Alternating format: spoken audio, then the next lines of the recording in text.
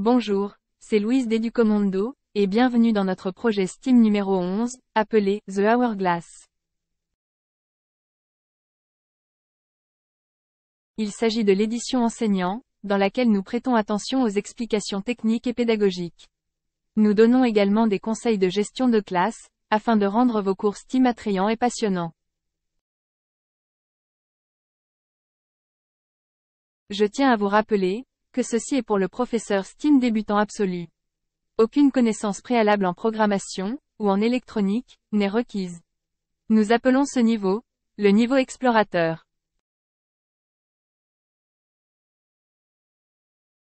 Le but du projet d'aujourd'hui est de découvrir un nouveau composant, l'interrupteur à bascule. Également connu sous le nom d'interrupteur à billes. Nous découvrirons les différentes manières dont les commutateurs et les capteurs sont disponibles sur le marché. Nous allons programmer plusieurs LED, travailler en équipe, et effectuer une recherche logique des pannes, au cas où nous recevons des messages d'erreur.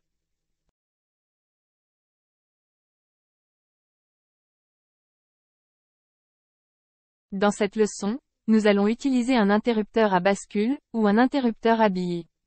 Son but est assez similaire à l'interrupteur à bouton, à savoir, fermer ou ouvrir un circuit.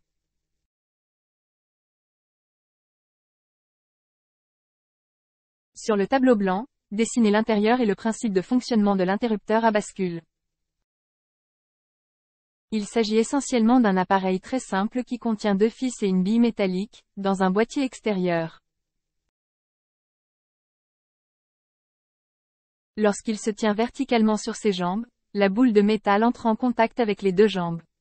De cette façon, la balle crée un circuit fermé. Lorsque nous déplaçons l'interrupteur vers une position inclinée ou à l'envers, la bille métallique s'éloigne des deux pattes et ouvre le circuit.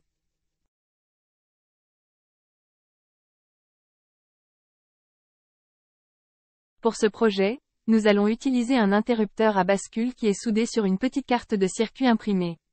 Les avantages de ce type d'interrupteur, ou de capteur, sont multiples. Pour commencer, la résistance pull-up de 10 000 ohms, est déjà intégrée sur la carte.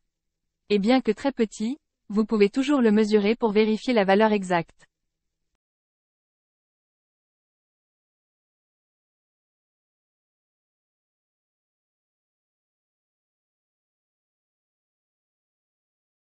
Vous pouvez voir que notre résistance est exactement de 10 000 ohms.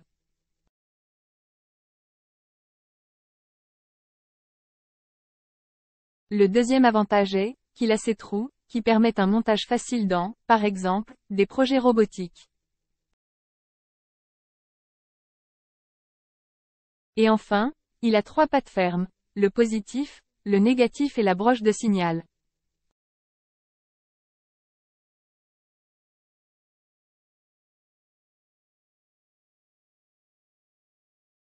Laissez-nous distribuer les composants à vos étudiants. Vous commencez avec le microcontrôleur, et une plaque d'essai. Un interrupteur à billes intégré ou, si vous ne l'avez pas, un interrupteur séparé. 5 LED. 5 résistances de 220 ohms.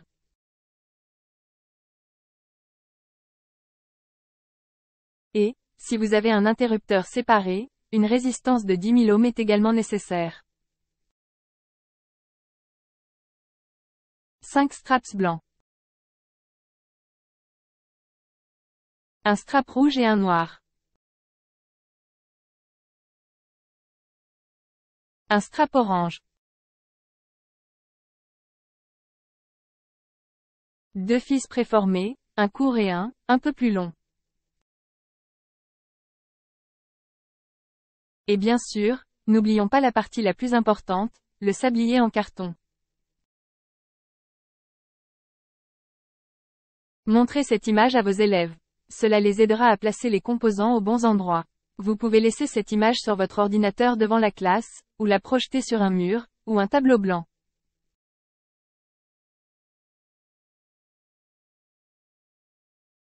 Donnez à vos élèves 10 minutes pour construire le projet par eux-mêmes. À l'heure actuelle, il devrait être en mesure de le faire assez rapidement. Commençons à construire. Tout d'abord, nous installons les LED. Les jambes négatives partageront le rail négatif, au-dessus de la planche à pain. Les jambes longues sont les jambes positives. Chaque LED est connecté via une résistance de 220 ohms à une broche numérique. Dans notre projet, nous utilisons les broches 7 à 11.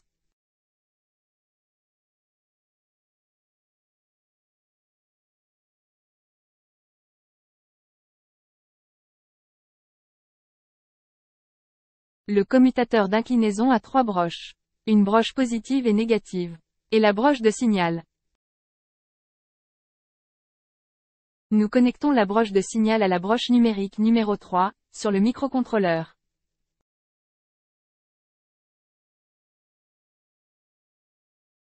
Nous connectons la broche positive à l'alimentation 5 volts.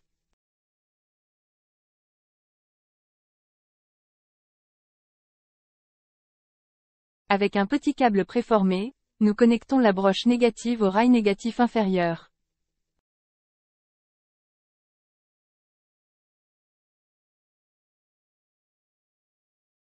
Lors de l'installation de cet interrupteur séparé avec la résistance de 10 000 ohms, rappelez à votre classe la leçon précédente. La broche d'écoute doit être connectée entre résistance à l'arrachement et l'interrupteur d'inclinaison.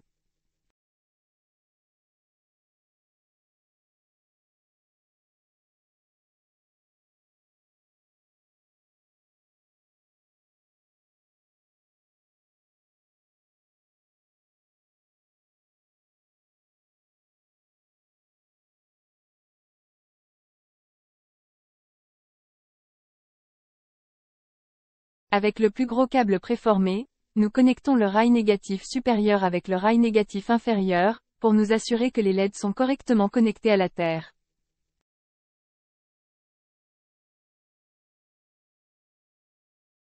Nous connectons le rail négatif à l'une des broches de masse du microcontrôleur. Et enfin, nous installons le sablier en carton sur les 5 LED.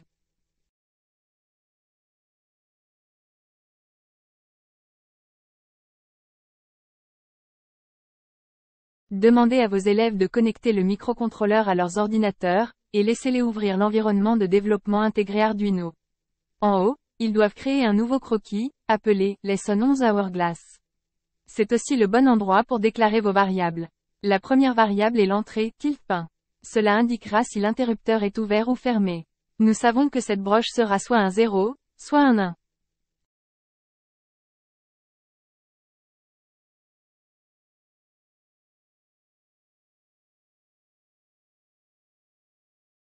Nous devons donc déclarer une variable pour cela. Et nous l'appelons le tilt state.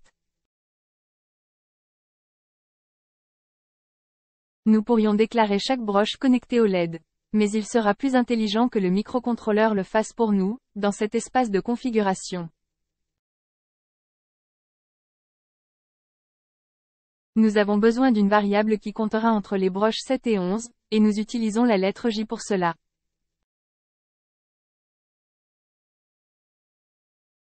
Donc, int J, point virgule.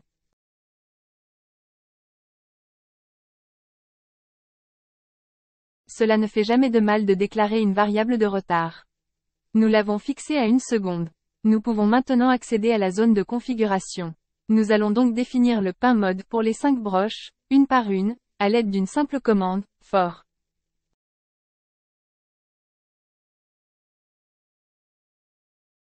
For, entre parenthèses, J est égal à 7, car c'est notre première broche, et tant que J est inférieur à 12 donc jusqu'à 11.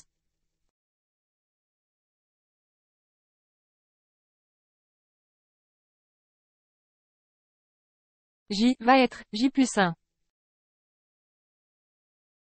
Et qu'est-ce qu'on fait? Nous utilisons un pain mode, et leur disons que J est une output.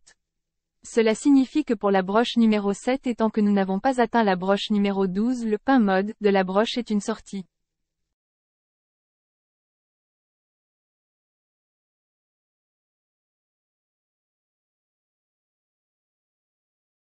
Le tilde-pain est une input. Nous le déclarons donc. Pain mode, entre parenthèses, tilde-pain virgule input.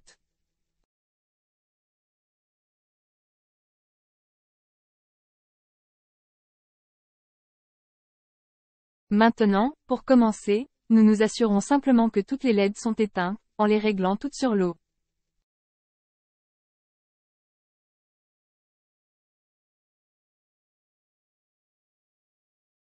For j égale 7, et tant que j est inférieur à 12, j est égal à j plus 1. Ou comme il peut aussi s'écrire, j++. Et nous définissons un digital write, j, low.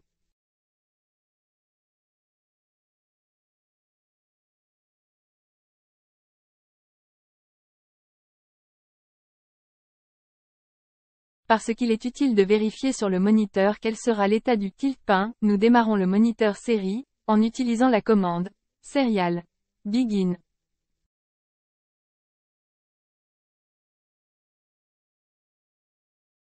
Voilà pour la configuration. Nous pouvons maintenant passer à la section loop.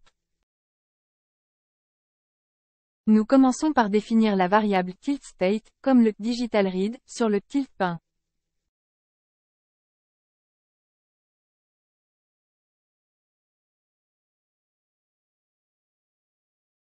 Ici, nous pouvons déjà ajouter la commande serial print. Ainsi nous pourrons vérifier cet état sur le moniteur.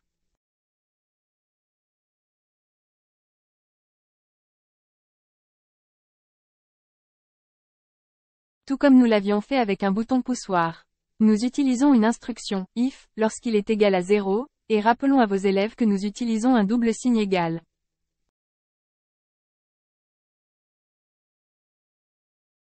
Donc, if tildeState égale 0, le tildeState est égal à 0, et nous utilisons nos variables for.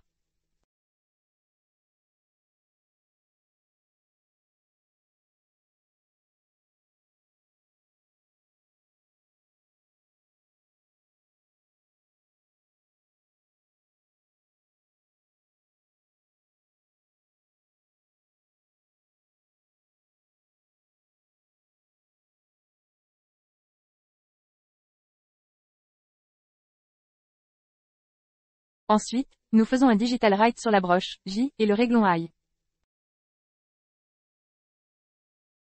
Nous terminons avec un délai, et fermez les accolades.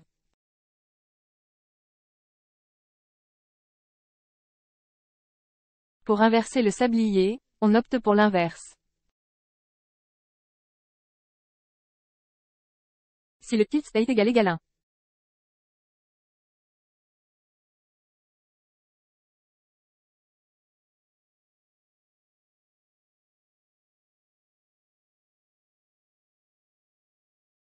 Et parce que nous calculons à l'envers, nous écrivons pour j égale 11, car c'est la dernière broche. Et tant que j est supérieur à 6, car 7 est notre dernière broche, nous devons soustraire un de j.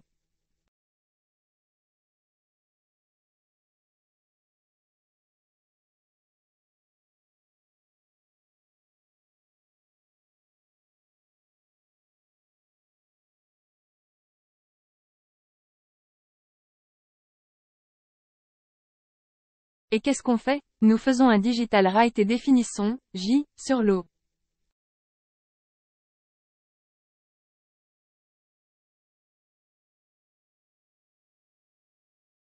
Et on termine par un retard.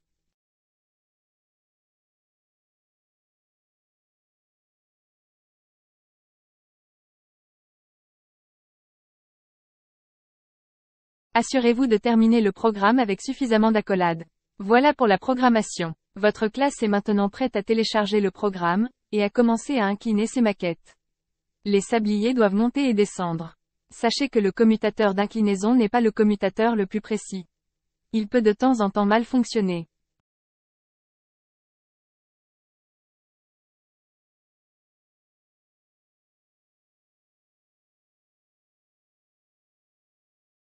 Si cela ne fonctionne pas avec certains groupes, dites-leur de ne pas paniquer. Le suivi et la correction des erreurs est l'une des compétences les plus importantes en programmation. Encouragez-les à faire une recherche logique des pannes, en posant les questions suivantes. Quel était le message d'erreur du microcontrôleur? Avez-vous terminé toutes les commandes par un point-virgule? Avez-vous correctement orthographié toutes les commandes? As-tu mis les fils dans les bonnes broches? Avez-vous déclaré les bons numéros de broche en tant que variable? Toutes les connexions sur la plaque d'essai, sont-elles fermes? Peut-être que certains composants sont cassés?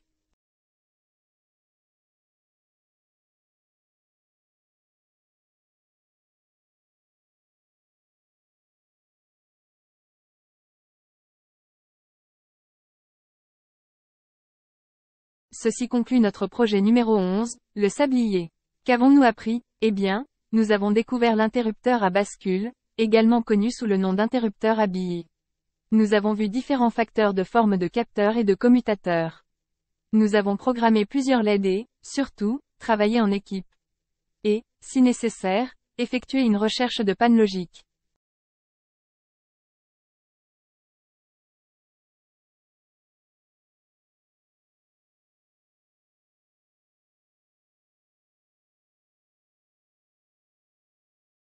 Dans cette leçon, nous avons parlé d'un sablier comme mesure du temps.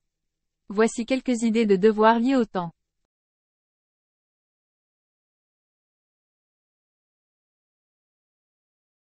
Quelle horloge est la plus précise au monde? Pourquoi le temps n'est-il pas mesuré dans un système décimal?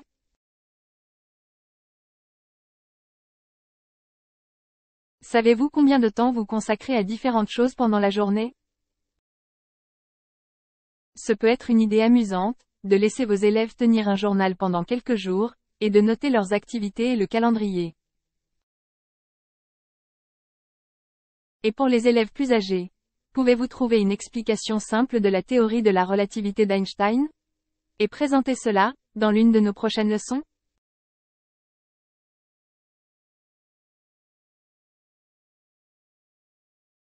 J'espère que vous, et votre classe avez apprécié ce projet.